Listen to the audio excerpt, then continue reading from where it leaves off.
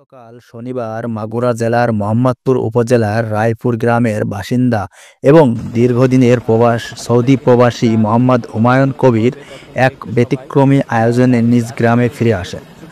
জানা যায়, প্রবাসী মোহাম্মদ হুমায়ুন কবির ঢাকা থেকে সরাসরি হেলিকপ্টারে করে নিজ এলাকায় পৌঁছান। তার এই আগমন উপলক্ষে স্থানীয় ডুমুরশিয়া স্কুল মাঠে একটি অস্থায়ী হেলিপ্যাড তৈরি করা হয়। দুপুর 2টা নাগাদ হেলিকপ্টারটি মাঠে অবতরণ করলে স্থানীয় জনগণ এবং আত্মীয়স্বজন তাকে এক নজর দেখতে ভিড় জমান। প্রিয়জনের এমন জাঁকজমকপূর্ণ প্রত্যাবর্তনে রায়পুর গ্রামসহ আশেপাশের এলাকায় আনন্দের বন্যা বয়ে যায়। মোহাম্মদ হুমায়ুন কবিরের পরিবারের সূত্রে জানা গেছে, তিনি দীর্ঘদিন ধরে সৌদি আরবে কর্মরত ছিলেন এবং বিশেষ কারণে এই বিলাসবহুল উপায়ে নিজ বাড়ি রায়পুরে ফিরে এসেছেন।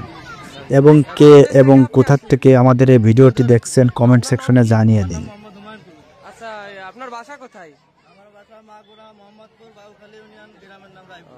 আচ্ছা, আপনি